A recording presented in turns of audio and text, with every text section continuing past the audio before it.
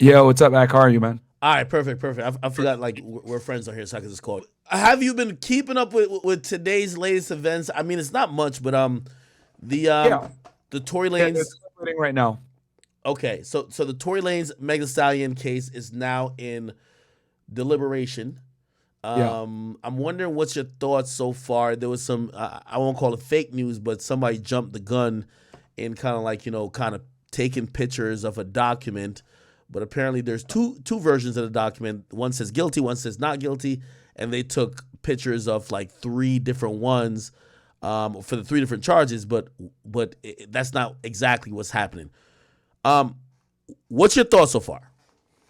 yeah. So I covered this case extensively last week on my channel, Fed 1811. If any of you guys want to go check it out after this stream is done, of course, don't watch it now. You better stay right here on Academics channel. But I went over it in detail with the testimony, the evidence, the issues with the police, the issues with the prosecution, the issues with so many things wrong on the prosecutorial side. And there is no way, in my professional opinion, coming from a law enforcement background, doing federal and state cases, I've done state cases too, testifying hundreds of times under oath, there is no way that I could see that he would be found guilty of these crimes. I would be amazed if they found him guilty um, on these crimes, bro, because the defense has done a fantastic job of creating reasonable doubt, and that is their job. And it's the government's job to prove that he is guilty beyond a reasonable doubt, which in this case, I'm sure all of you guys can agree, there's quite a bit of reasonable doubt here. So I don't foresee the jury's going to deliberate for too long. Christmas is right around the corner. You know, they want to get to their kids. They're probably pretty tired and annoyed at this point. Anytime you have a high profile case like this, they put you on super lockdown. You know, you're not supposed to look at your phone. You're not supposed to look at anything on the case. You know, you're really restricted in what you can do when you're a juror on high profile cases like this. You know, a lot of people tend to think, oh, the OJ Simpson case, for example, like how could they find OJ innocent? But what a lot of people don't realize is during that OJ Simpson case, there was a lot of information that the jury wasn't necessarily privy to because they couldn't go ahead and watch the news. They couldn't watch any type of coverage. They were only allowed to take in what was given to them at trial. And I don't foresee anything different in this situation. Of course, we live in an age of social media, but I don't foresee them deliberating for long. And that's my take on it Hey, personally. so I'm glad you said that because I wanted to kind of ask you about that angle, right? You've been involved with many cases, and I'm pretty sure, probably also your fair share of like high profile cases. Yeah, Obviously, just using my brain here, like right now on the screen is like a bunch of supporters outside the court with a "We Stand with Meg," just like a of huge course. banner, right? I would imagine that's not where the jury's coming through, but like so the jurors probably not seeing these people, so they probably come to a private entrance. But still, like the tone around even LA and everybody and all the media that's kind of surrounding it. Is it any way that you believe that maybe that seeps into like maybe the psyche of the jury? Yeah, of course. One thing that kind of sucks is that, humans are human beings, and that means that you're always prone to human error. And, remember how we had a discussion last time? There's a reason why the prosecution made Meg go on, take the stand, and come in from a strictly victim mindset. Her facts didn't have to be on point. If you guys notice, her facts versus what the prosecution had given on opening statements actually contradicted one another, but they're not too concerned with that because their job was to draw at the heartstrings. So, um, and that's what they're trying to do. They're trying to go at the heartstrings. They're trying to say, hey, listen, I know the facts say this necessarily, where there's conflicting testimony, and we're not necessarily sure if Tori was the shooter, but understand that we have a black woman here that was the victim, and she says this guy shot her. So therefore, we need you guys to believe that this guy shot her. And that's their job, is to go ahead and appease at the heartstrings. Well, hopefully, the jury's able to see the facts and see that there, quite frankly, isn't enough evidence here to convict this man. It appears, and I don't know if you see, there was like a checklist that Kathy Todd, which is the prosecutor, put in her closing statements to say, hey, well, Yeah. these are the things we have going for us. Let's Um, attack each one. Do it. Say again. I said let's cover each piece of evidence because each one is pretty Okay. weak if you go through it. Let's go through it. Okay, great, great, great, great, great.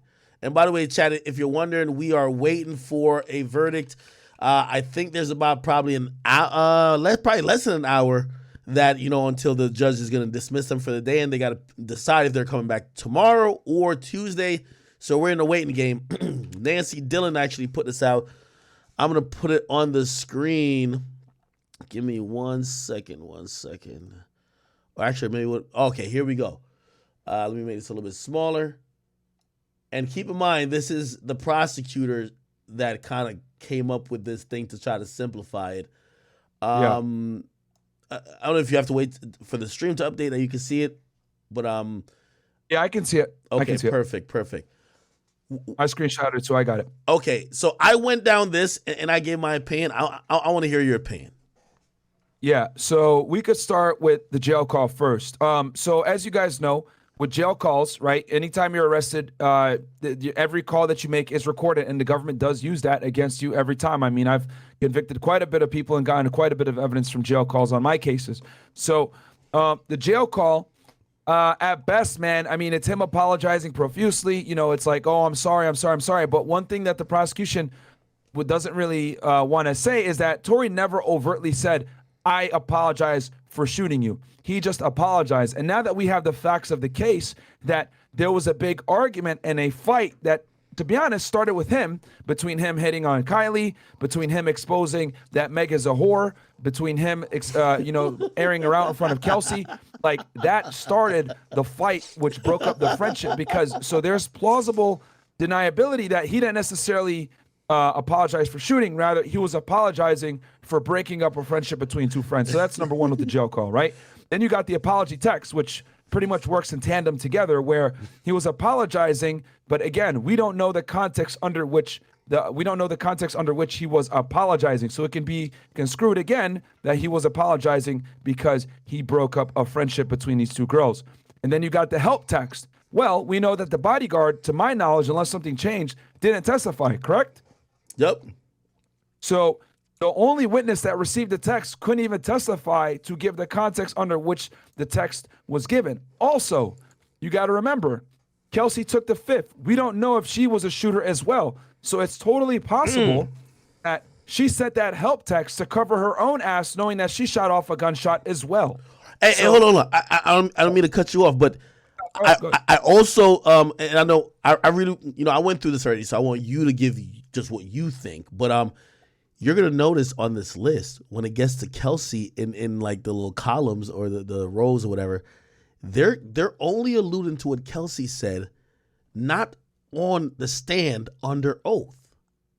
Mm-hmm. Of course, because they didn't expect her to do what she did. That's why. Like they were expecting her to go in there. Like this is what the government was gonna do. They were gonna have the text messages.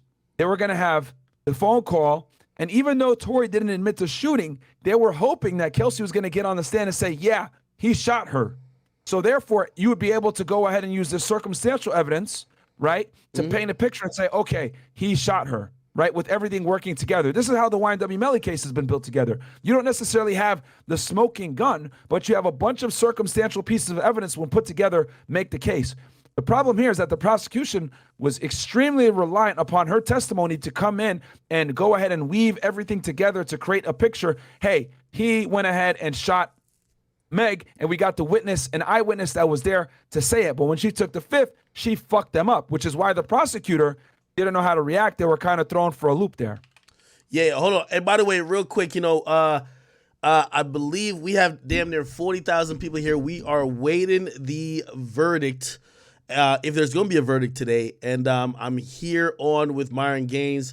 He has a channel called Fedit 1811. I got to show my man some love. I'm showing his channel on screen. And hold on, let me put it on screen. It's on screen. You guys go check him out. And I'll ask you this while, we talk about your channel, because you do some really interesting stuff over there. Will you, eventually we're going to get the fucking transcripts, right? Obviously right now we're going off a lot of what people have seen and heard in court, but the transcripts are going to be what's said verbatim, just factual, right?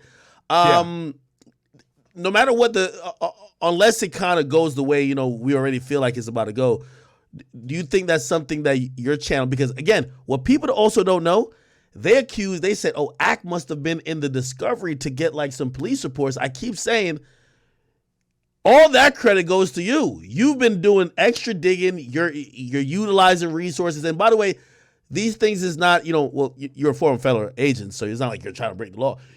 These are public accessible things. You just got to put in some elbow grease and some legwork to get. Would you get the transcript for this entire thing when it's all said and done? Yeah, I mean, I definitely could. I think some of these the bloggers have done a fantastic job of covering this thing. Like Lawyers for Work, Mo Gagnat has done a fantastic job. I agree. Of summarizing it. So shout out to him as well. Got to give credit where it's due. But yeah, I could definitely go through the transcript as well if people want. I think Sean Kelly's testimony is very interesting. The guy that was the one eyewitness that saw everything.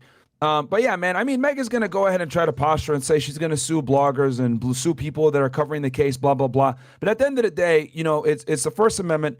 All these documents are public, even though it was a pain in the ass to get that police report. I wouldn't be surprised if someone in the background was telling them, oh, don't release this thing, even though it's a public document. So yeah, man, it is what it is. The truth always comes to light. Hey, okay, so we're back to this. And again, I need your scoring, right?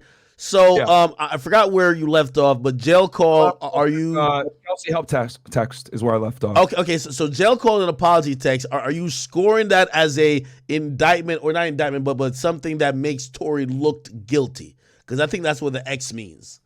Yeah. So here's the thing: the jail call, the text, and the help text definitely make him guilty. However, even though they do make him guilty. The cherry on the top, which is needed to actually prove it almost conclusively, would have been the testimony from Kelsey, which did not come through. So as far as I'm concerned, now the help text, the apology text, and the jail call text all have an air of doubt to them now. Okay, so you're seeing reasonable doubt in the jail call, the apology text, and now we're at the Kelsey's help text. Okay, so I'm gonna play devil's advocate. Well, I'm the prosecutor. I'm like, well, you're most, because you're scared, you're just going through a traumatic moment. You're probably the most honest when you send that help text. That's probably the most true you are to your current mind state. And that actually means, we should believe that, and that shouldn't be questioned at all. Okay, that's a fantastic argument. My counter to that would be you had three people that were extremely intoxicated that can barely recall any of the events and don't necessarily really know what the hell happened or what they saw or what occurred. Okay. That's what my rebuttal would be to that, is that, well, they were all intoxicated. I think Kelsey's, she testified that she never knew Meg got shot until she was told. And when she texted the help, Tory shot Meg, she was assuming. Again, prosecutor's not going to make any mention of that, but that's what she testified. Yeah, and not only that, but like the stories conflict. Like in one story, it was Kelsey came up after Meg was shot, and another one, and then she got in the middle when Tory tried to attack her, and then another one was Tory and Kelsey came together. So there's no real clear and concise story of what ended up occurring right after the shots were fired and how they ended up approaching each other. And now we can see the reason why that area was so foggy is because Kelsey didn't want to admit that her and Meg were fist fighting, and of course Meg didn't want to admit that her and Kelsey were fist fighting. That's also very interesting. I think that's like a slight tangent, but I'm wondering why both have just never admitted them getting into it. It's odd. It takes the culpability away from Tory. So if you or think about it, what sounds better? Tory shot me, right? And my friend was there, or I was fist fighting my friend and Tory shot me. Well, why would Tory shoot you if you're fighting with your friend? True. You know what I mean?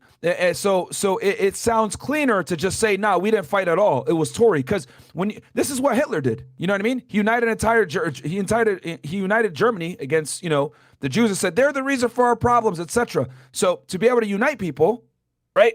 You need a common enemy, and that common enemy in this situation was Tory. So they went ahead and said, "Oh, he's attacking black women. He shot me. He's an asshole. He's a misogynist. He, all this other stuff." So they just went ahead and doubled down on that narrative to make him come off as the bad guy. Okay, so it looks like for the first three, again, there's reasonable doubt, and that's really all we have to go on. By the way, the reason why we're discussing it like this, I got to remind the audience. it is not incumbent on Tory to prove that he's innocent on every single thing that's brought up. It's to prove that there is doubt that he actually committed the offense that he's charged with. So if all of these things that's supposed to be for the defense or for the prosecutor, you could think of something or the defense argues something that is they'll be meritoriously claimed as reasonable doubt, you necessarily can't use it unless you're being biased. So it looks like jail call, apology text, the help text seems a little bit capped. Now, this is one thing they're gonna keep like hinting on. Well, we interviewed Kelsey in September, and they're gonna ignore the fact that she took the stand 4 days ago. Yep. What do you think the jury is going to think in these cases? And by the way, you know, I've seen a few journalists, they were saying, well, it's not that rare that people have different testimonies in court versus what they may have said actually this wasn't to a detective or anything like this, was straight to the prosecutor. So the prosecutor interviewed her. It wasn't like the detectives, it was just straight to the prosecutor. Oh man, I got a lot to talk about on this one, bro. Go ahead. Okay. So, number one, prosecutors don't interview witnesses. That's the investigator's job to do that, okay? The prosecutor is never supposed to be a direct witness during the course of an investigation. That's number one, okay? So that was a huge mess up. And the reason for that is because the detective that they have right now, Stogner, is under investigation, has some Giglio and Brady issues, which we can go deeper into that if you need me to down the road. That's number one. You got to explain what that is. You might be using terminology because I don't even know what you just said. Okay. What? All right. So I'm gonna go. So I'll explain how the process works with witnesses, and then this will all make sense. Okay. All right. So I've went to trial myself, so I'm telling you guys from my training experience exactly how it goes. When you go to trial on a case, the prosecutor and the lead detective, or in the state level or on the federal level, the AUSA and the special agent that's running the case, they work together to prepare all the witnesses. As the lead investigator, you essentially become the prosecutor's bitch to get them everything they need to prepare for trial. You basically, your job at that point, after you indict, now it's on the prosecutor. So the prosecutor, excuse me, you need to get them everything that they need. So the fact that they had a witness that wasn't prepared, right? And the witness was interviewed without an investigator there is sloppy police work at best. I've never seen that before, where a prosecutor is running an investigation without some type of LAPD presence being there, someone that has a gun and a badge running the thing. Because at the end of the day, you got to write the reports. They're the ones that are responsible for collecting the evidence. So that's number one. Number two, before trial, you're supposed to prepare all of your witnesses. And that means you bring them in, you go ahead and ask them questions about their past. You ask them questions about, okay, this is what's probably going to happen, etc. You prepare them because most people are not prepared to testify in front of a jury. So you need to let them know how it works.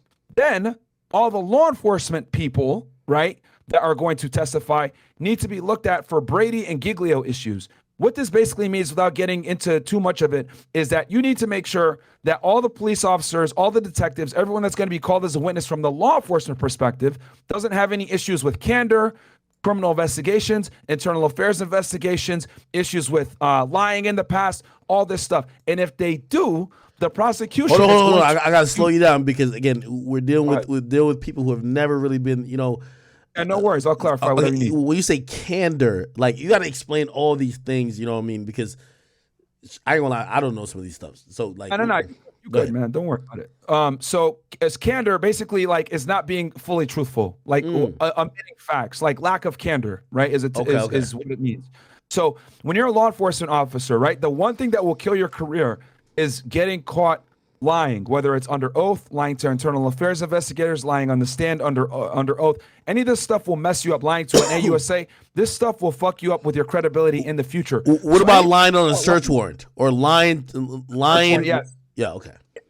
Lying under an official capacity is the best way to put it, right? Okay. If you lie to your wife and say, I'm out here gonna go fuck some bitches, that's one thing. But if you're gonna go ahead and lie under oath or lie to lie under official capacity, that's when you really can get in trouble, okay? So that's why Mark Furman took the fifth when on the OJ trial, right? So anyway, So anytime guys have issues with, lying or they're potentially, it's called Giglio and Brady, right? And Giglio's essentially means that you have character issues, right? These things have to be disclosed from the prosecutor to the defense. The defense needs to know the witnesses that are going to be called. And on top of that, the defense needs to know if any of the officers that are going to testify have any type of candor issues or Giglio issues. Okay. I'm glad you said that. So this is why the lead detective is not testifying, which is a huge red flag. Okay. So, all right. That's what I'm trying to say. So is there any declaration that has to be made if you're saying I'm not going to call the lead detective, which I'm pretty sure that kind of sparked a red flag in Tory's, defense team, right? Yeah, that's a huge red flag. If the lead investigator isn't testifying, right? Normally they don't, to be honest with you, but they need to be there in the courtroom, right? And be ready to testify if they need to. But the fact that he's on administrative leave or in lieu of getting terminated is a huge red flag and severely weakens the prosecution's case. And the reason for that is the lead detective is the one that gathered all the evidence. So everything that he touched could potentially be tainted if there was some type of serious issue. I'm assuming it's probably administrative. He probably did some dumb shit, and now they're probably going to get rid of him. But it's probably didn't rise to the level of criminal, but it's still not a good look for the prosecution, which explains probably why they had to do the interview with Kelsey versus him not being there present at the interview. And that also explains why the detective that came in and testified about the jail calls, he said some dumb shit like, oh yeah, I listened to these jail calls a week ago, which in my head, I was like, wait, if you're the lead investigator, you should have been known these jail calls by heart. But the fact that he said that made me realize, okay, something's off here. He's not the main case detective. And then when I found out that the main case detective is under investigation or in trouble, that's when it all came to full light for me and made sense. Wow. Does that all make sense though? Like no, it definitely does. It definitely does. So Kelsey's interview with the prosecutors in September, even though they're kind of harping on it, should kind of set off a red flag, because why is this happening damn near 2 years after the incident happened, and why is the prosecutors actually conducting the interview, right? Yeah. So that's exactly. You're interviewing a witness almost 2 years after the fact, and then there's no investigator there, which is strange. And the other thing too is that I know that the prosecution tried to come back and say, oh, well, she potentially was, after she did that whole bullshit with the Fifth Amendment, I plead the Fifth, whatever, the prosecution tried to come back and allege that Tory Lanez and his team and his camp potentially paid her off, okay? And my argument to that, which the defense actually made a very good argument about this, is if she was actually paid off by Tory Camp's team, right, Tory Lanez camp, why would she come in September and tell you guys exactly what you want to hear? She would have come in and told you guys, she would have told you guys like, oh, I don't know. She would have given them the same bullshit, or like, I'm not going to talk unless I get, immunity. So it doesn't make sense for her to come in, tell them what they want after she had been paid off. That's her incriminating herself damn near by doing that. That's a good point. Hey, I want you to okay, so we've gotten through the first four. Jail call, Tory apology text, Kelsey help text, and also the September interview with Kelsey. I want you to get to the Meg. They're using Meg, and by the way, not to give a spoiler, I kept the X at Meg's. I kept the X at Meg. I want you to break it down. I'm gonna take a piss for like a minute and a half. I just want you to talk uninterrupted. Go ahead. I can hear from the next room, by the way. I'm taking a piss. Yeah. No worries, man. So the thing with Meg's testimony, guys, is so whenever a witness gets on the stand, you need to look at it like, is this witness credible? Okay, the witness's credibility is everything, which is why I had to go into detail and explain to you guys why Giglio, Brady, candor issues, etc., why these things are so important with law enforcement, because if they are there, then the prosecution needs to disclose that to defense. However, when it comes to witnesses, right, they're not necessarily held to the same as high of a standard, right? Right? You think of like someone testifying in the court that's a gang member or whatever, like their testimony matters to a degree, but they're not held to the same standard. Hence why you need 5 to 10 different defendants to testify against someone to show that, okay, this is credible, right? Versus one witness that might be law enforcement should be credible. So anyway, now that I say all that, you guys understand when it comes to witness testimony, they got to be credible. Meg, right, has went on public television and said she did not have sex with Tory Lanez. Now, even though people might say, oh, well, it was for her career and all this other stuff, blah, blah, blah. Like, it's still, she lied. And then she contradicted herself going into court, which looks bad, which to me, I'm shocked at the fact that she even went and did a television show in the middle of a criminal trial. That speaks even more to the incompetence of the Los Angeles District Attorney's Office. I was shocked that they even allowed her, or she didn't go ahead and talk to them and say, hey, what do you guys think about this or whatever? Like, when you're a witness in a criminal case, especially when it's high profile, you don't say shit to the media. You don't talk to anybody. Just keep your mouth shut. And we prepare you for trial. You go to trial. You give one testimony. Bam. That is the testimony. But the fact that she went on there, right, and gave a conflicting story hurts her credibility. Then you add in the fact that there was alcohol involved. Bam. Then you also add in the fact that her IG lives that she had done 3 or 4 different IG lives where she gave different stories, right, pertaining to pertinent facts.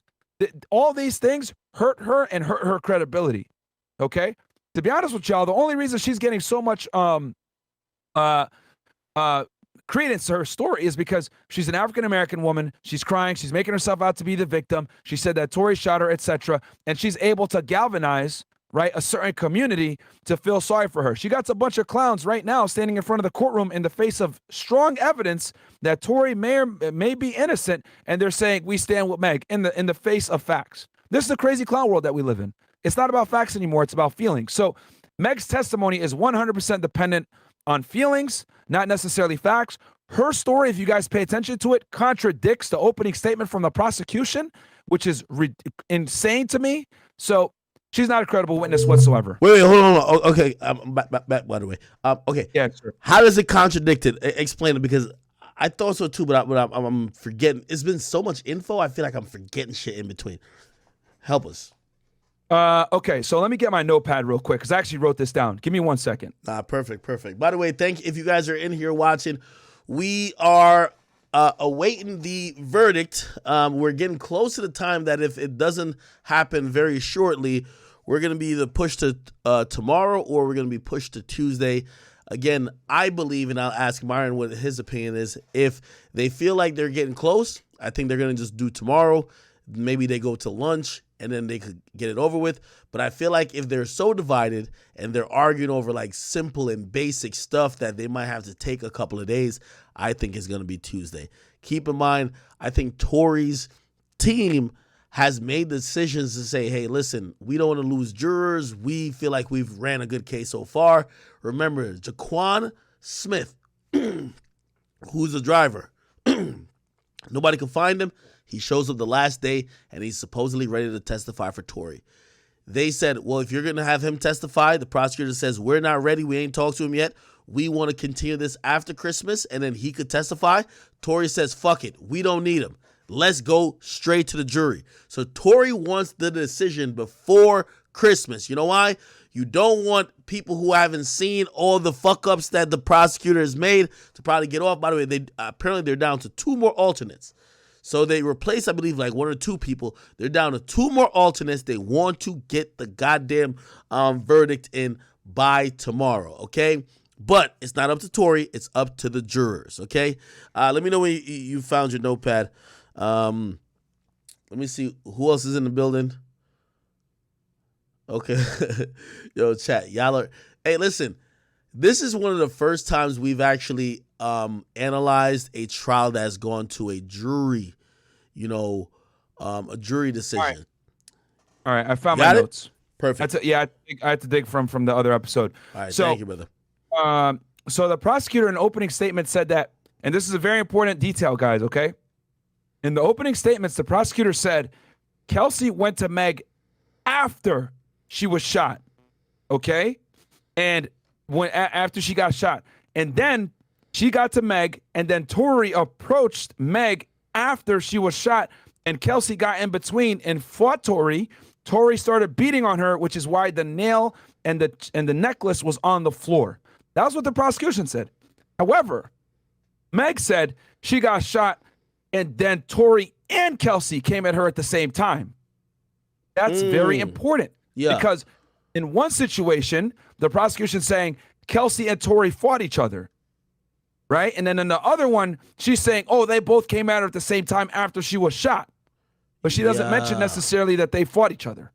So This is like, and again, this is beautiful for a defense attorney because the story isn't straight. And when the story isn't straight, that allows the defense to come in and say, all right, well, which one isn't? There's reasonable doubt here, blah, blah, blah. And then you got a witness on top of that that says, I was standing on my Juliet balcony and I saw two black women fighting.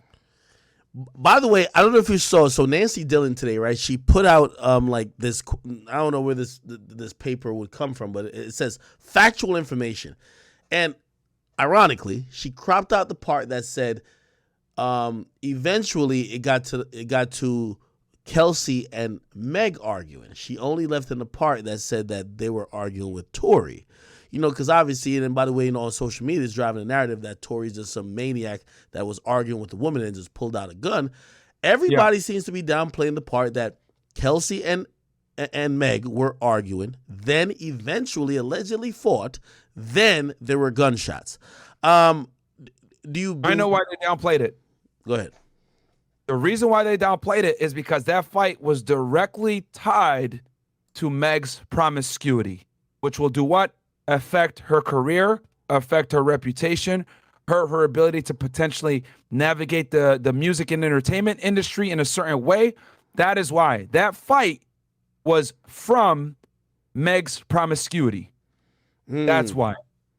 Because when Tory aired it out, yo, Kelsey, just so you know, she's fucked these other guys that you've dealt with too, the baby, me, Ben Simmons, etc. That's when the arguing really got crazy because now we're dealing with, you know, romantic relationships, which could potentially hurt Megan's reputation. That is why she went on the Gail Knight interview and lied and said, no, I didn't fuck Tory. Yeah, Gail King. Hey, by the way, did you think that the prosecutor is taking into because if I'm like an assistant DA and I'm working this case, yeah, I want to win. I want to secure a conviction. Of course. But it definitely seems like they're trying to spare or they're trying to ignore certain issues that might publicly maybe either look bad on her or might, you know, kind of, you know, trigger that woke movement, right? Because, you know, in the woke, that woke movement, it's like, yo, you could fuck 1,500 niggas, right? Like, yeah, you're not supposed to get shot, which, again, I agree. You can do whatever you want and not get shot. However, if you fucked someone's man who now you're upset at and y'all are fighting, you fucking her man matters. It's not that we care who you fucked. It's that y'all are fighting over the guy who you both fucked, right? Exactly. And I was mentioning this while you were in the bathroom. The fact that Meg went and did a public interview on television about a case that is, you know, obviously a criminal case that's open was crazy to me. Like, I don't know if Meg's publicists or her team are retarded or what, but when you're in the middle of a criminal investigation, you don't say shit to nobody, defense and the witnesses on the prosecution side. Like, none of y'all talk because anything you say can be used to discredit you later on, especially when you're the prosecution's main witness. Shut your fucking mouth. Don't be on Instagram Live. Don't be doing public interviews talking about it. You just say, sorry, it's an active investigation. I can't talk about it. Done.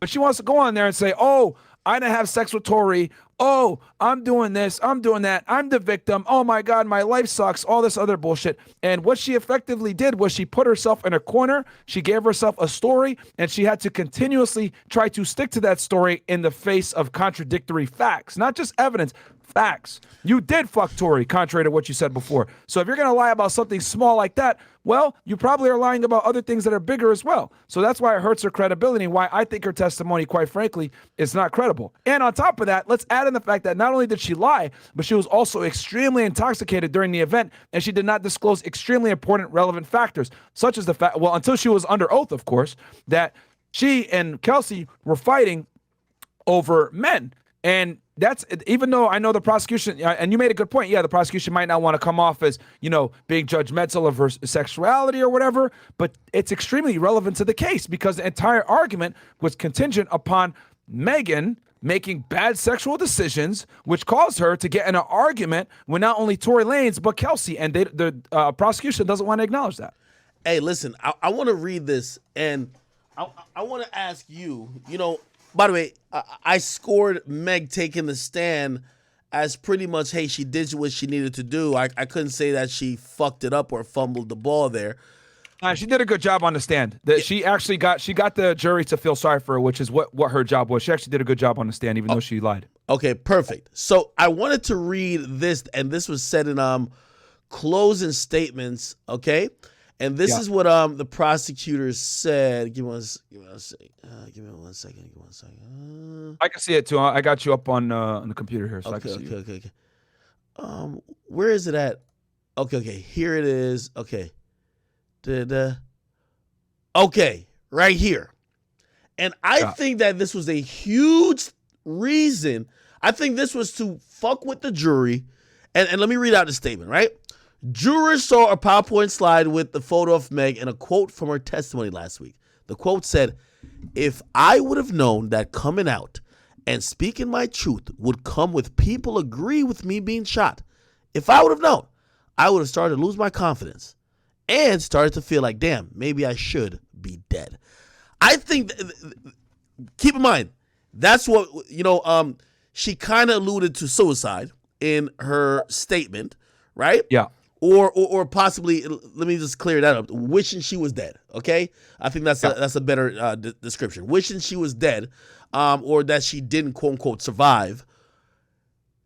The prosecutors using that statement, which by the way is I'm not saying that's a good thing for anybody, state of mind to be in, but that's a good thing for the prosecutor to use to say, hey, look at this woman or look at anyone who's a victim.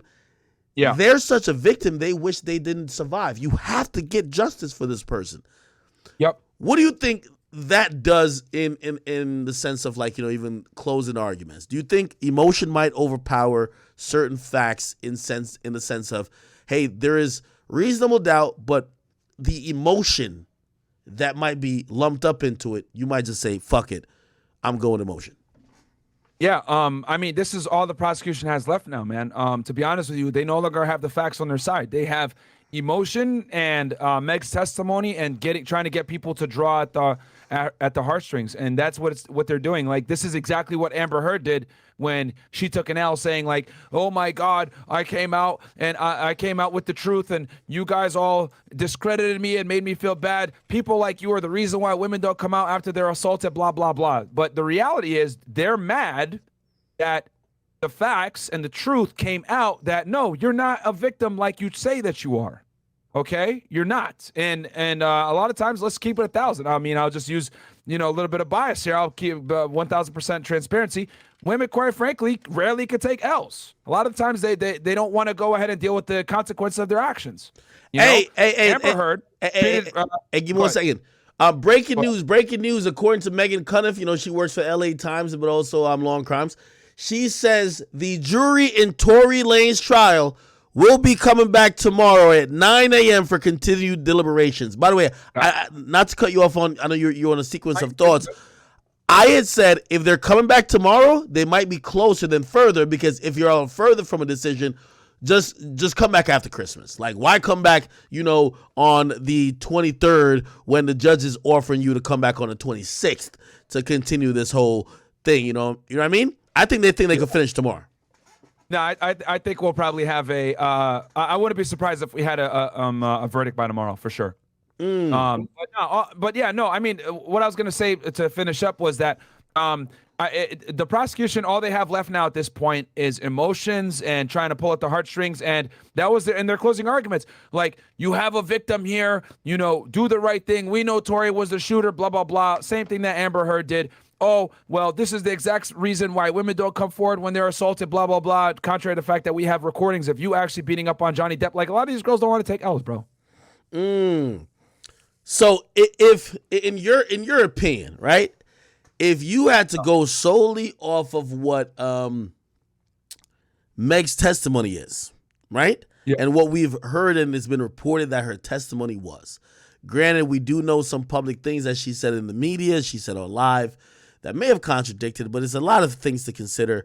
I know neither you nor me were in court, but just imagine she's in there sobbing, bawling, barely could get a word out. They're giving her tissues and handkerchiefs, all that type of stuff. She can't even look near Tory. She says she feels uncomfortable. She's basically saying, yo, if I knew I had to do this, I would have probably just wished that he would have just killed me. Like, number one, I know you've worked cases like this, so you know how to deal with people who are emotional, but how have you seen this affect regular civilians? How do you think this hits?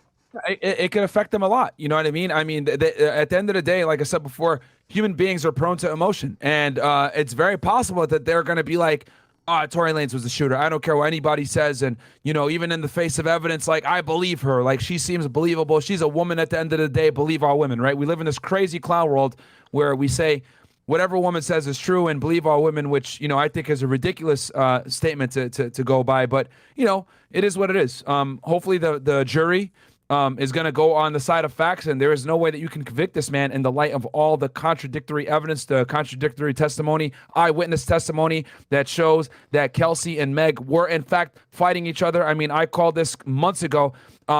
For a nail to be broken off and for a necklace to be on the floor, there had to be some type of physical altercation, and they definitely fought, and it was proven by the eyewitness, Sean Kelly. Well, here's the funny thing.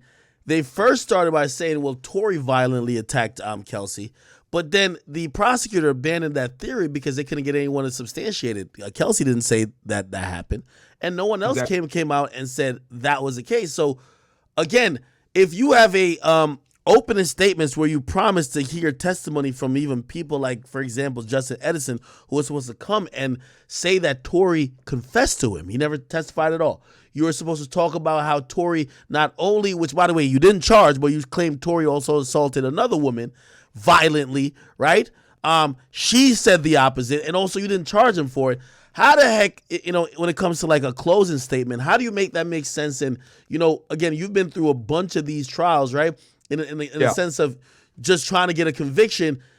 What's the strategy usually for a DA? And if you start off with opening statements A, we see how the trial went, and now your closing statements is completely different. How do you put that together? Yeah, there's no way to put it together, which is why they're relying so heavily on Megan's testimony and saying that, hey, you got to believe her. She's a woman. She's a victim. She might want to hurt herself in the future. You got to understand that for us to be able to prosecute these cases effectively in the future, we need witnesses to come forward. They're going through the emotional route versus actually going through the evidence. They're not going to mention, oh, by the way, our star witness took the fifth because she might be potentially the shooter. Oh, we're not going to mention to you that Kelsey and Megan fought each other because Megan lied about having sex with people that Kelsey had been involved with romantically. Oh, we're not going to tell you about the fact that, the gun cannot conclusively prove DNA of Tory Lanez. Like, they're not going to say all these things. They're going to go ahead and tug at the heartstrings versus the facts. Hey, so again, you've done these cases mostly in Fed cases, but Lawyer for Workers, my man Mo, he actually said something which he said he was a little bit shocked by how this thing was like evolving. He says it felt like, maybe the DA might be deviating from just actually trying to find out the absolute truth to basically now just honing in on, we're trying to get our guy. So fuck what might actually be. For example, Sean Kelly, they had no interest in trying to call him to the stand, right? Until Tory did. They basically didn't. They had a theory, and they weren't trying to go anywhere further than trying to show that maybe other things happened or there was additional context. Does it get that I don't want to call it personal, but does it get that kind of way in a trial where a prosecutor, let's say at AUSA, is like, well, fuck what actually might happen. Let's just do anything to get this guy. So this question you asked is a really good question. And this question is precisely why the feds don't lose cases. So this case would have never been taken federally, right? Because why not? The feds need an overwhelming amount of evidence to be able to convict someone. They don't take a case unless it's damn near, there's a reason why they got like a 95% plus conviction rate in most U.S. districts. And the reason for that is because feds are extremely picky on what they take, and they have a very low loss rate, right? Now, with the state ADAs, they take everything. They take everything from a DUI all the way up to capital murder. So DAs a lot of the time, right? They don't get paid as much. They're hungry. They want to move up the chain. They'll take cases, especially a case like this that has a lot of, celebrity allure. They might take a case like this knowing like, damn, can we actually win this thing? And the problem with this case is that it was heavily dependent upon witness testimony. right? It was not there was not strong conclusive evidence. And one of the things that the defense did a fantastic job of doing was they were able to attack how the responding officers came in and labeled the evidence, and how the bullet casings and the evidence wasn't marked properly, and there isn't really a definitive way to show the path that Meg the Stallion walked in. So no one really knows the real story. So you got three drunk people giving y'all a story, right? You have evidence markers that aren't necessarily accurate. You got bullet casings all over the place, and nothing really matches up. This is why evidence like DNA, phone records, etc., they come in and tell the story when witness testimony is blurry or not factual. And in this case, the prosecution doesn't have conclusive evidence that can stand on its own. It's heavily dependent upon witness testimony from drunk people in an emotionally charged love triangle, which is a big L. So the thing that fucked them up was they depended on Kelsey to come in and weave everything together. She was the linchpin. And when she came in and said, I take the fifth, their entire case collapsed. And let me ask you this question, because you've been a special agent on many different cases. Let's imagine you are the special agent or lead detective on this particular case. And obviously, let's assume there's no candor issues, so you're going to be the person you're going to continue throughout the whole thing with this. What would you have done probably different, or at least try to avoid the pitfalls that we're now seeing that seemingly is just casting a lot of doubt? What would you have done differently to make sure, if this was going to go to trial, this isn't looking like a shit show and an embarrassment? Because I think it's an embarrassment for everyone. It's definitely an embarrassment for the DA, and I got to imagine the DA is looking at the detective like, motherfucker, you're on fucking administrative leave, and then the rest of y'all don't even know how to like capture evidence. What the fuck going on? What would you have done? Yeah, the police fucked this one up big time, bro. Extremely incompetent. So if I was the detective on this thing, and the other thing as well that I noticed when I read the police report is no detective showed up. So, like, they came in after the fact. So the patrolman went ahead and marked all the evidence and everything. And patrolmen aren't necessarily trained a lot of the times to mark evidence properly. Okay. So if I was the investigator on this thing, right, and I knew that this, you got celebrities, this might be a high profile situation. You got a shooting in a very ritzy area of LA. I would have been like, all right, you need to cordon the area off. I need, the crime scene people to come out. We're going to go ahead and look at the casings. We're going to look at, obviously, we're going to take, no one's leaving the scene. Everyone is staying there. Tory, Kelsey, Meg, no one is going fucking anywhere. I'm interviewing all of them separately, right? No one talks to them until the investigator gets there. What about Meg, though? She's bleeding. She says, oh, my foot. She got to go to the hospital. Yeah. She's obviously, she goes to the hospital. No one talks to her, though. Okay. So no jail calls. She goes to the hospital, of course. And not only is she being brought to the hospital, she's being brought to the hospital with one or two uniform guys, right? And they're keeping an eye on her at all times, right? No one talks to her. So I show up on the scene. CSI is doing their thing with, the bullet casings. They're taking pictures, all that stuff. They're marking injuries. I pull Tory over to the side. I try to get a post-mortem statement from him. He lawyers up. Cool. It is what it is. You're going to go in anyway for public intoxication, right? Kelsey, same thing. Try to talk to her. Oh, I don't want to talk. All right, cool. You're going to go in for public intoxication. I'm going to let them sit in jail overnight, right? Then I'm going to go talk to Meg. And I'm going to get a statement from her at first. Then she says she stepped on glass. Yeah, she lies to me and says she stepped on glass, etc. I'm going to talk to the doctor. Hey, what's the deal with this? Is this true? Is it true that are these injuries indicative of somebody stepping on glass, or is it shell casings, etc.? Then I'm going to go in and talk to her again. Wait, hold on. By the way, not to cut you off, but just remember, the police that pulled them over were responding to calls from a house that was closed that said it was a shooting. So it was kind of interesting that they just took the, hey, you stepped on glass and you're bleeding, and they found a gun cocked back. Like it sounds so crazy because, hey, you were responding to a call of shots fired. Exactly. But this is the thing, bro. Patrolmen, their job is not to investigate. Their job is to respond, deal with 911 calls, clear them off, do their shift, go home. It's the investigator's job to come in and figure all that stuff out. So that's why I would say everything needs to be cordoned off. It needs to be handled appropriately, etc. And I would go and talk to Meg, obviously get a statement from her. She's intoxicated, so I would obviously write an initial report off of what she told me the first time, and then I would go ahead and do another interview with her about 48 hours or whatever when she's out of the hospital, and make sure I get the full story. And I would warn her too. Listen, you shut the hell up. Don't go on IG Live. Don't talk about any of this stuff. And if you lie to me, I'm going to come back after you for false statements. Wait, can you tell a victim that? Well, here's the thing. You got to make sure that the victim is very truthful with you, right?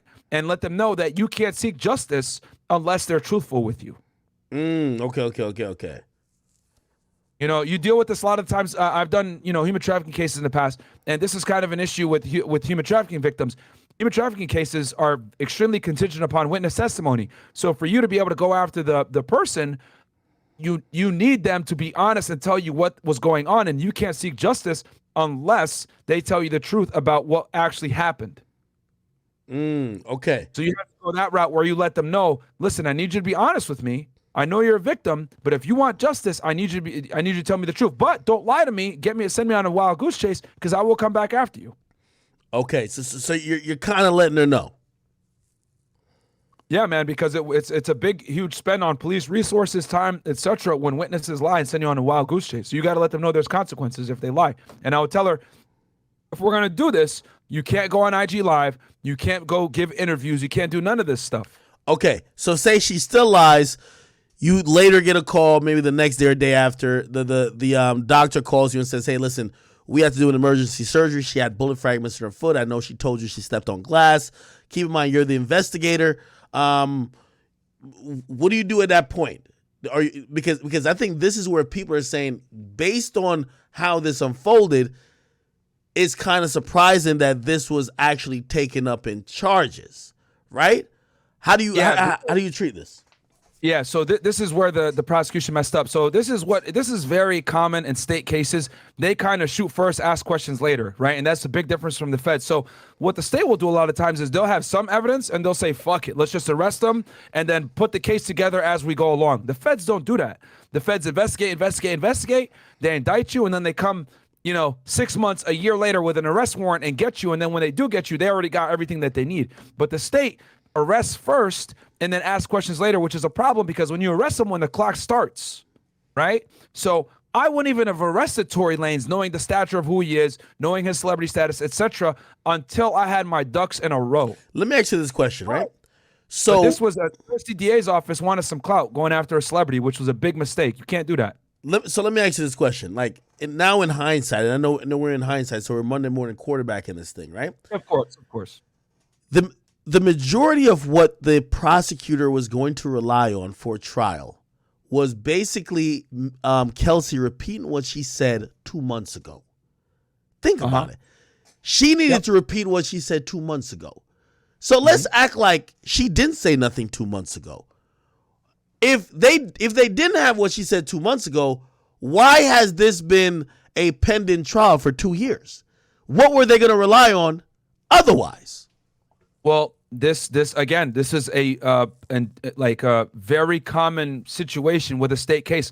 A lot of state cases are flimsy and weak and built upon stupid evidence like this. This is why the state loses so many cases. This is why the feds win cases and the state always loses, because they do shit like this.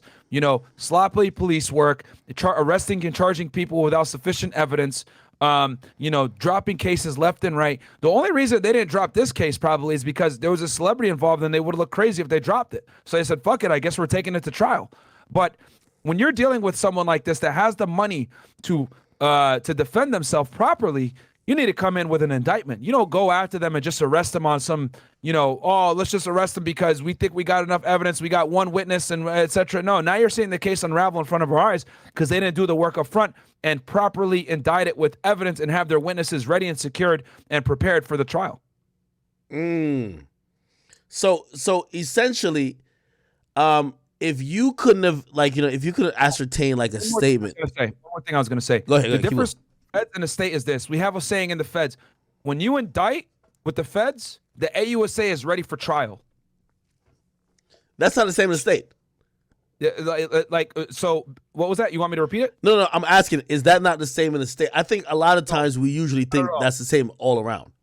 No, not at all. So there's okay. So for me to for your audience to fully understand this, I'm gonna have to explain how people actually get arrested, right? So there's two ways to get arrested in the federal system. Well, three ways to be exact. You can get arrested by a criminal complaint, an indictment, or an information. A criminal complaint is an affidavit that is written by a special agent or a criminal investigator that has federal authority, right? That outlines the facts. And then you give that to a judge, they sign it, and then they give you an arrest warrant. The other way is you go to a grand jury, you testify, you present your information, and then you go ahead and get a true bill. Then that also gets you an arrest warrant. And you can go get the individual, or the AUSA can file something called an information. On the state side, they also have this as well. They have these same methodologies as well. The difference between the feds and the state, though, is that with local police, right, they can arrest off of like raw probable cause. And what I mean by that is they can arrest someone right there on the spot. For example, police officer pulls you over, he smells marijuana, he sees a roach there. Okay, I'm going to arrest you for drug possession. Boom, arrest you, write a police report, throw him in jail, and then the DA will deal with the case tomorrow. The feds don't operate like that. You can't arrest anyone as a federal agent unless you speak to an AUSA. Really? You got to call an AUSA for to basically be able to authorize that arrest to a degree, because you can't arrest them and put them in federal prison without an AUSA approving a criminal complaint or you having an arrest warrant in hand, whatever. So the feds have their hands tied a bit more when it comes to being able to make a probable cause arrest. The closest thing to a probable cause arrest a Fed is going to make is a criminal complaint, which goes through an AUSA anyway, because it's a court document affidavit where you outline all the facts. But the state doesn't have to do that. They can show up at a scene, see a domestic violence situation, for example, see that the girl maybe has a mark on her face, arrest both of them and put them in jail. Because when you're a police officer, you need to be able to make arrests right there on the spot. You don't need to call a prosecutor right there in the middle of the night. The problem with that, though, is that the cases a lot of times end up becoming flimsy, weak, and they got to get thrown out or dismissed, or they go to trial and they lose. So the feds have the privilege where they can decline cases and they can take their time and investigate. The state doesn't have that. So in this situation, what ended up happening was Tory Lanez was arrested, right? And they said, okay, we arrested him. Now we can go ahead and do the case after the fact. But what I'm saying is that when you have a high profile case like this on the state side, they need to treat it like a federal case, gather their evidence, gather the witnesses, make everything nice and tight, go to a grand jury, indict it properly, and then get your arrest warrant, go pick them up, because at that point, now you're prepared. That's the difference between the feds and the state. When the feds indict you, that AUSA is ready to go to trial. How embarrassing would it be if it looks like Tory Lanez dog walked him in this particular situation, and then is doing him crazy at trial to the point that they're trying to get when you heard that bribery, they were trying to get the bribery charge. What do you think? Bro, that's hilarious. Like, does that sound like a DA that just is completely incompetent or just doesn't have a hold of their own?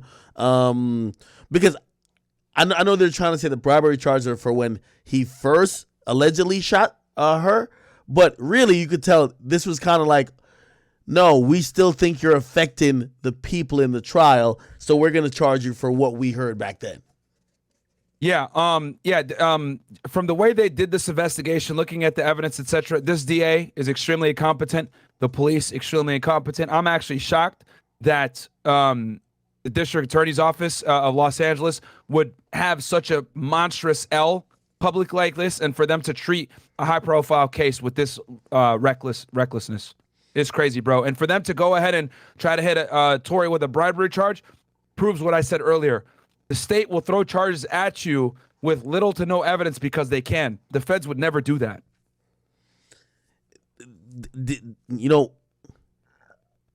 Did you kind of get that same feeling when they added the charge during jury selection? I don't know if that's normal. No, not at all. For them to go ahead and hit him with I think it was a negligent discharge charge, right? Or the discharge of a firearm. Yeah, bro. And this is what I mean when I say that the state will just throw charges at you, not convene a grand jury, not properly charge you, and just kind of go at it. It's extremely, and I've said it before, I'll say it again. State courts, a lot of the times, are fucking circuses, man. They really are. So in reality, when you're dealing with a celebrity who Tory's probably he's paying some good money for this lawyer. This lawyer is going in there like a monster. You get what I mean? is the state system just kind of meant to kind of take advantage of the motherfuckers who's not gonna fight it? Like, you're gonna plea out. You know what I mean? Like, I'm looking at even in the YSL case. Like, to be honest, I think everybody's gonna play out to the point that they're gonna look at Young Thug and be like, bro, you just gotta play out too, bro. Come on now. You know what I mean? No, the thing with the state is that the state has a very tough burden because not only are they responsible for investigating, a stupid disorderly conduct charge at the beach of you being drunk with your friends, but they're also responsible for handling capital murder first degree, right? So they have a whole bunch of different charges and a whole bunch of different, how do I say this, prosecutorial,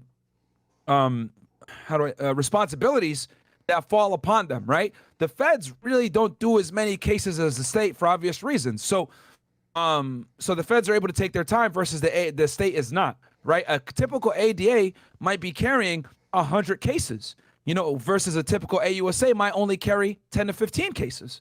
So when you carry that many cases, obviously you can't put the same level of care and effort into each investigation. So that's kind of what happens. A lot of times these ADAs are overworked, underpaid, etc. So that's what ends up happening. Why state cases end up being sloppy a lot of times is because, quite frankly, it's a lot of volume. You're talking about somewhere like Los Angeles, which probably has a huge criminal docket. Tory Lanez is just one of thousands of cases on the docket. Wow. Again, just speaking off the cuff here, right? Second day of deliberation. By the way, they asked to hear Sean Kelly's testimony again today. Right? He confused the fuck out of them.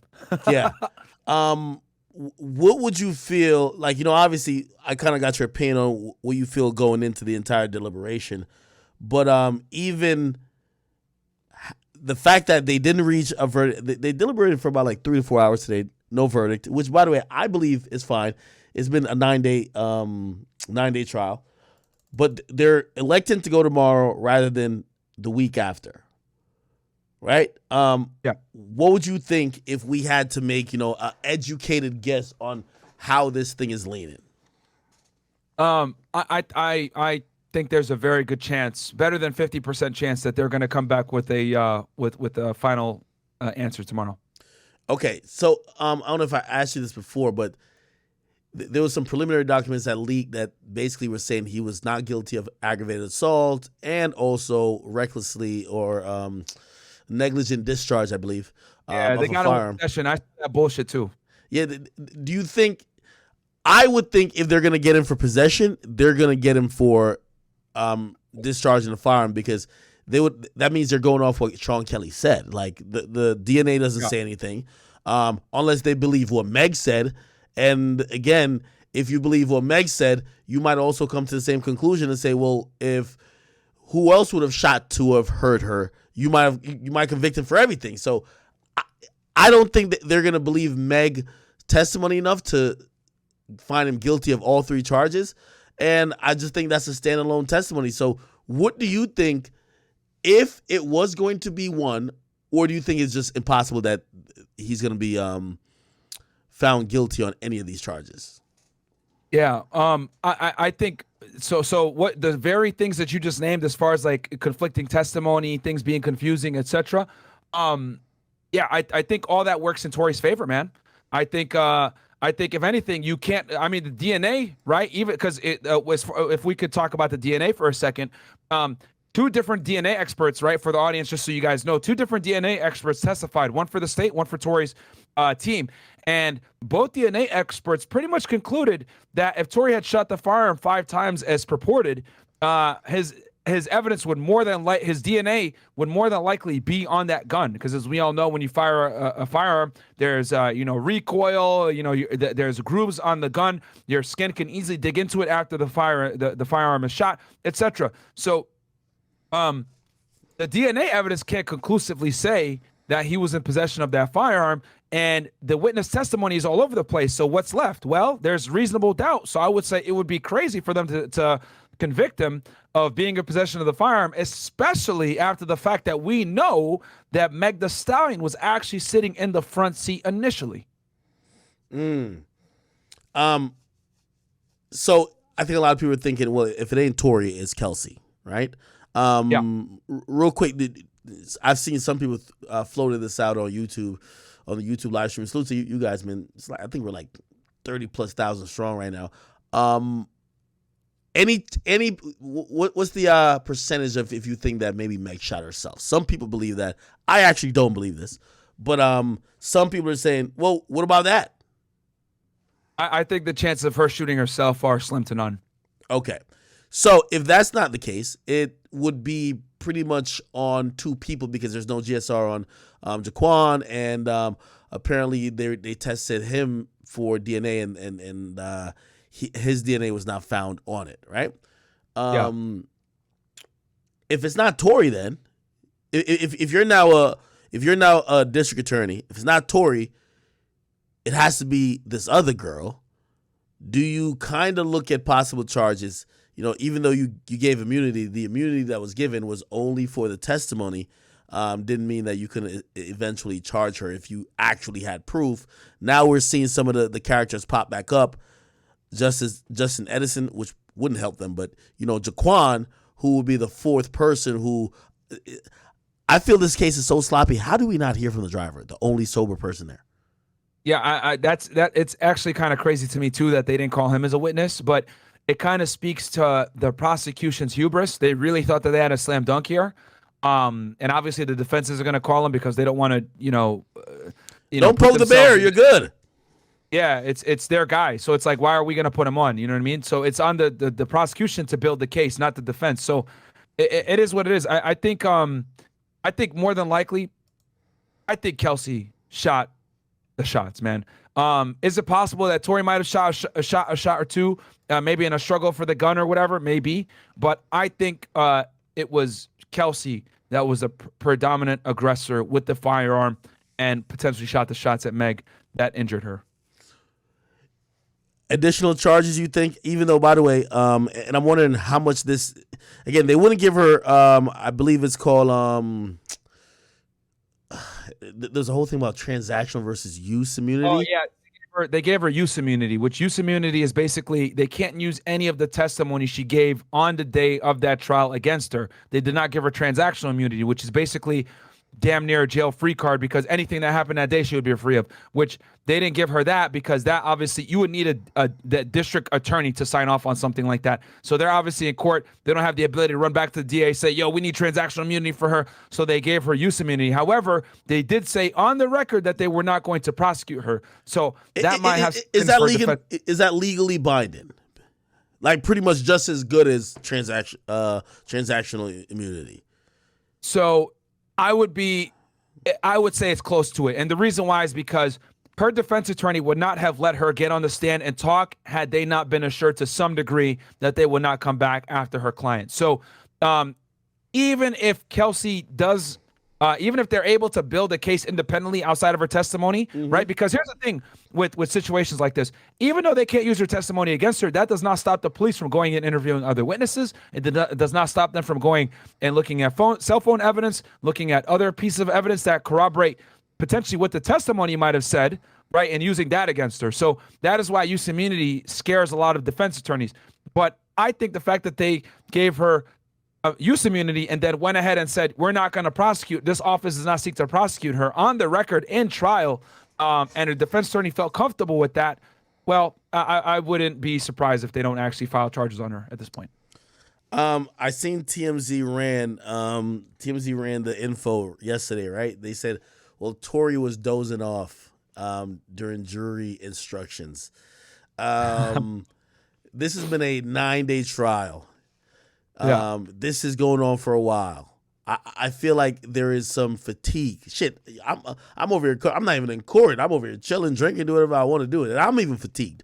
It is. Does that reflect? Obviously they made a news story. TMZ just ran it immediately. Like, does that reflect badly on him, or maybe that shows a particular? Maybe he's a little bit comfortable or whatever. Keep in mind, remember the tweets he sent out before. He seemed very confident.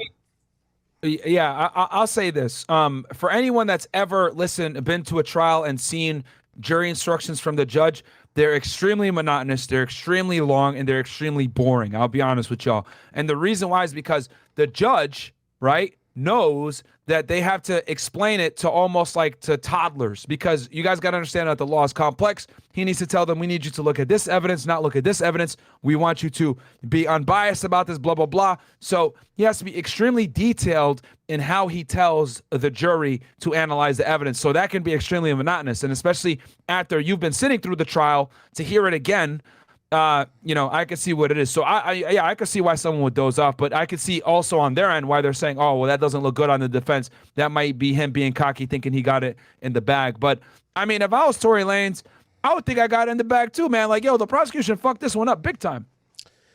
A lot of people, and I seen an argument yesterday. Actually, maybe I could play it. Chat, do you remember where this came from? So this was an argument between Mo and someone else. It was on Dennis Byron live. Chat, if you guys got it, please send it to me again. I didn't post the whole thing, but basically, let me see if I can find it. Memes, if you got it, send it to me, or Grand Wizard, just send it to me, please. I think Grand Wizard might have sent it to me. Hold on.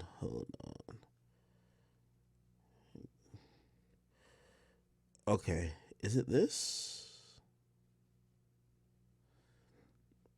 Somebody, essentially, they were saying that Sean Kelly, at his testimony, that said that Tory had a gun and had his hand in the air, pretty much has now confirmed that Tory has had possession of that gun, and also that Tory fired that gun. And whether it might not be towards the aggravated assault, but it's definitely reckless discharge. Okay, I mean, you got one person testifying that. Is that enough to convict him? I don't know. I would err on the side of no, more than likely, that it would be enough to convict him with all the other evidence. You know, when you look at the totality of the circumstances, you got an extremely discombobulated case, and him saying that, oh, I saw him shoot a gun in the air and be in possession of the gun, that might not necessarily be enough to convict him. However, him saying I saw two women fighting, well, that, right, has a lower threshold of proving, because that's more of like a material fact versus, saying, okay, I saw him shoot the gun. Well, we need more, because now this he's the one that's actually on trial. You need to prove him guilty beyond a reasonable doubt. The women aren't being held to the same standard. If he says that they fist fought, that's more believable, or that can be used more easily, so to speak. Okay. Yeah, I know there was a cross with it, and apparently he was like, because he was like, oh yeah, I saw the gun. And then at first he said, no, I didn't see a gun. Then he was like, well, I seen like a flash. Then he's like, well, I seen Tory's hands in the air, and I thought it was like, it's all over the place. And I guess like personal biases are going to come in. The jury pool also, is another thing too, I forgot to mention, sorry. Yeah. The other thing I want to mention before I lose this train of thought is, not only did he say that he saw Meg and Kelsey fighting, but we have evidence to corroborate that. We got the nail on the floor. We got the jewelry on the floor. We saw Kelsey. We got Kelsey even admitting that her and Meg got into a physical altercation, even though she downplayed and said it was just a bump, air quote. But she also confirmed that they got in a physical confrontation. So it's fair to say that it's undisputed at this point that Meg and Kelsey did fight. And we know that Kelsey and Meg were arguing over Meg's promiscuity in the past. So we have these factors to say, okay, more than likely they actually fought. However, we don't have anybody with being able to say, yo, Tory Lanez shot the gun. Okay, well, I saw him shoot the gun, even though I'm not all the way sure. Okay, well, let's look at the DNA. Well, if he did shoot the gun to the effect that you're saying, his DNA would have been able to be found on the gun, and it's not. So can we believe Sean Kelly's testimony in that regard? Maybe not. Okay, by the way, and this is coming from the Los Angeles, Supreme Court. This is a public info, so I guess this is their PR department who are sending out messages to the press. It says, good afternoon. At 3:50 p.m., the jurors in a case of the People versus Daystar Peterson asked the court for a quote-unquote better definition of the word willfully and on purpose. By the way, these are things I believe that might be either in the instruction for the jury or, in the wordage of some of these charges that he got. Anyway, it says jurors agreed to wait until tomorrow for a written response from the court. They left at 4 p.m. and resume deliberations at 9 a.m. Tomorrow. Yeah. Thoughts on that? Yeah, I mean, that's just them clarifying once again. That's not uncommon for the defense to have ask the judge to clarify certain things so that there's nothing is unduly suggestive. But yeah, I mean, I foresee that we'll have a verdict by tomorrow, man. I really do have a foresee between the holidays, and then just the weakness of the prosecution's case. I foresee them hopefully having a verdict by tomorrow. Okay, so also. Salute to Megan Cunniff. She also broke down a little bit what the jury pool looked like. I believe it was 7 women, 5 men. Apparently, they said. Let me see if I could get into this. I'm gonna read it. I also want to say this too. I want to be very clear about this.